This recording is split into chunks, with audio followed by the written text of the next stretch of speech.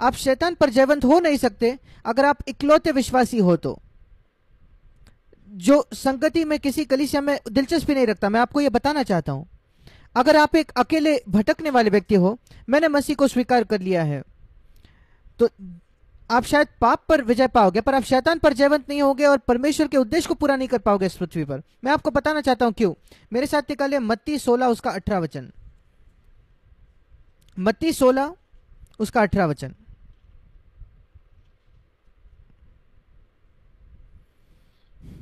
ये पहली बार है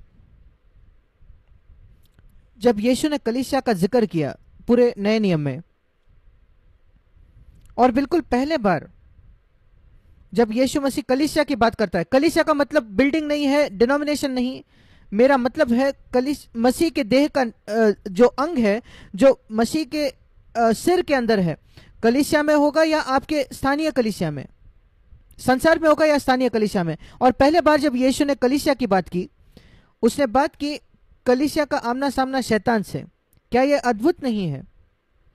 उसने कलीसिया का बात नहीं की प्रचार करने के विषय में, सुसमाचार, वो बाद में मत्ती 28 में।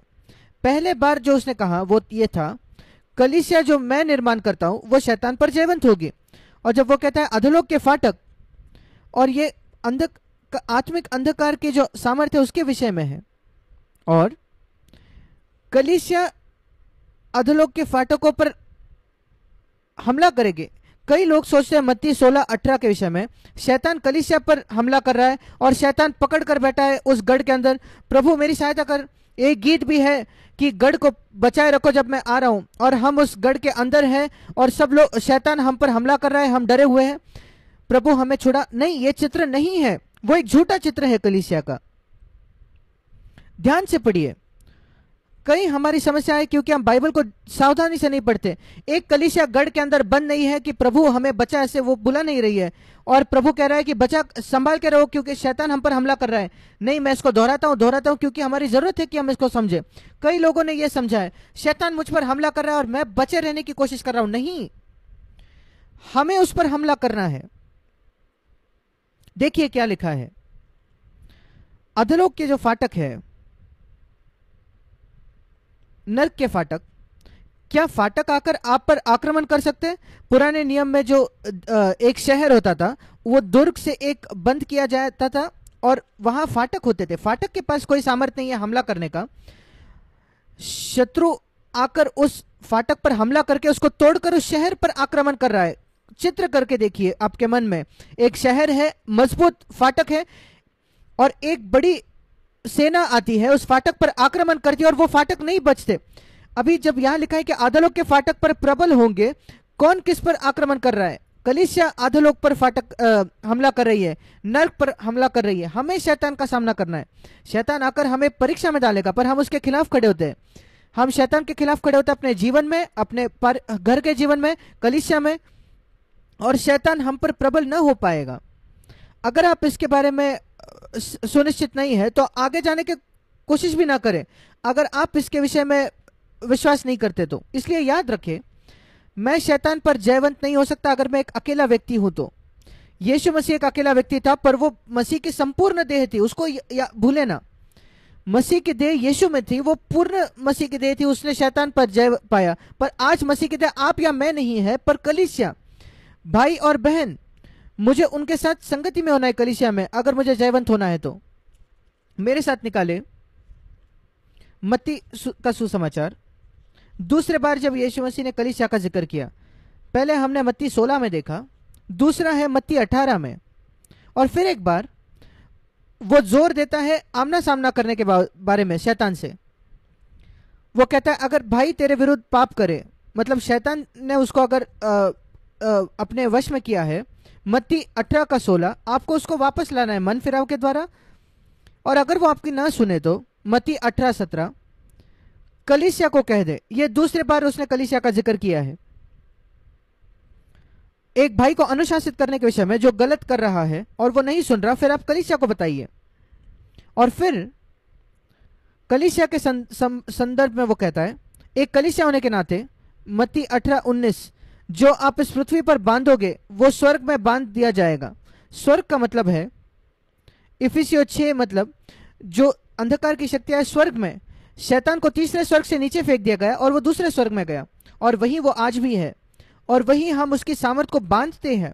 और अगर मैं शैतान की सामर्थ को स्वर्ग में बांधता हूं तो वो सक्रिय नहीं हो पाएगा मेरे आसपास इस पृथ्वी पर।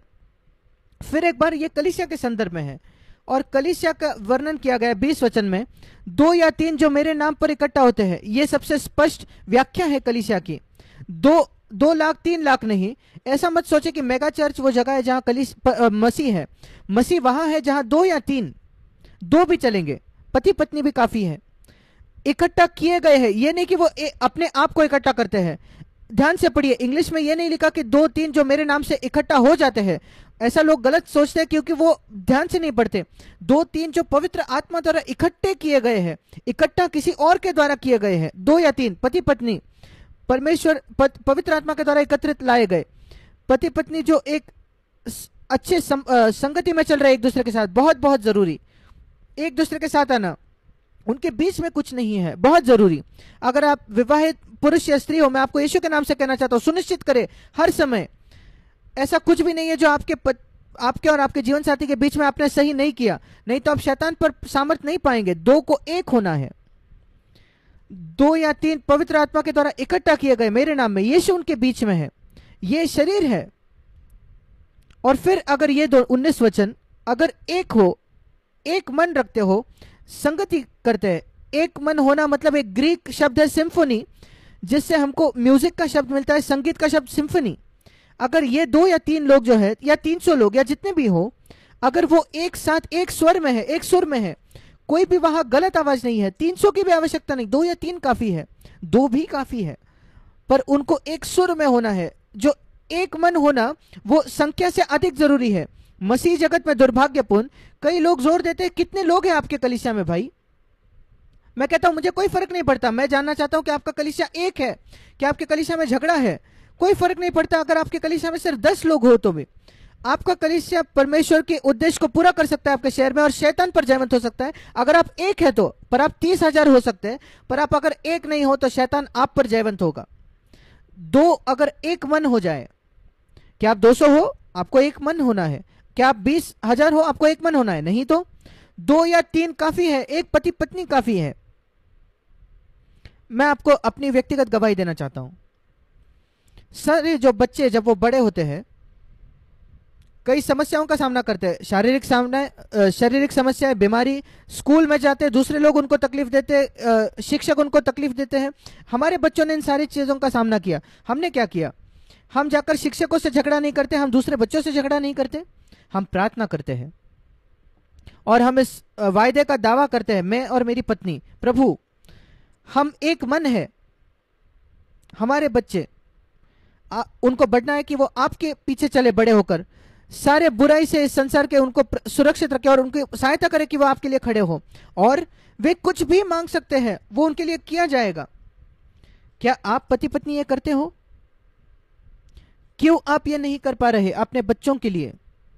क्यों आपके बच्चे बिगड़ जाते हैं? क्यों शैतान उनको पकड़ लेता है? क्यों शैतान आपके बच्चों को आपसे अलग कर देता है? आपको आपके साथ संगति में होना है जब तक यीशु वापस नहीं आ जाता। क्यों नहीं? मैं आपको दोष नहीं लगाने की कोशिश कर रहा, कृपया मेरे भाई बहनों, हमें परमेश्वर ने दोष लगाने की सेवकाई नहीं दी है। मैं आपको चुनौती देना चाहता हूं ताकि आप मन फिराएंगे और ऐसे जगह आएंगे जहां आप जयवंत होंगे, जहां शैतान जयवंत हो जाता, शैतान पर आप जयवंत होते, आपके घर में, आपके जीवन में। परमेश्वर के सामने जाकर कहिए, प्रभु मैं असफल हो रहा हूं। ये कहिए, हिचकिचाए नहीं, आपके आत्मसम्मान पर नहीं खड़े रहे। कुछ गलत नहीं है कि यीशु के पास जाकर कहना, प्रभु हम असफल हो गए, हम पर दया कीजिए। पर हम अपनी गलती सुधारना चाहते हैं, पति पत्नी होने के नाते हम एक मन हो जाना चाहते हैं, हम सब कुछ हमारे बीच में सही करना चाहते हैं। कम से कम आज से हमारे बीच में कुछ गलत नहीं होगा। अगर कुछ आता है, कुछ ना कुछ जरूर आएगा, हम तुरंत उसको सही कर देंगे। जैसे आप आपके घर में कचरा साफ करते हो, आप हर दिन झाड़ू मारते हो, हर दिन झाड़ू मारे आपके और आपके जीवन साथी के बीच में, हर दिन ध्यान रखिए कि वो साफ है, बिल्कुल साफ। जैसे आप नहाते हो, सारे गंदगी को आपके शरीर से निकालने के लिए सारी गंदगी को निकाल दीजिए आपके संबंध में, ताकि क्यों? ताकि जब आप एक मन होकर मांगोगे, मत्ती 18:19, जो कुछ आप मांगोगे वो आपके लिए किया जाएगा। ये संबंध में है शैतान को बांधने के संबंध में, संदर्भ में मत्ती 18:18। जो आप पृथ्वी पर बांधोगे यीशु के नाम से, हम शैतान के कार्यवाही को बांधते हैं इस परिस्थिति में। स्वर्ग में वो जो शैतानी सामर्थ है उनको वो बांधे जाएंगे। अगर हम किसी को छुड़ाएंगे तो प्रभु ये मेरे बच्चे को मैं छुड़ाना चाहता हूं जो शैतान के बंधन में, वो छुड़ाए जाएंगे यीशु के नाम से। अगर आप और आपके पति, आप और आपकी पत्नी मसीह के पास जाओगे, प्रभु के पास जाओगे, एक एक मन होकर, बहुत बहुत जरूरी।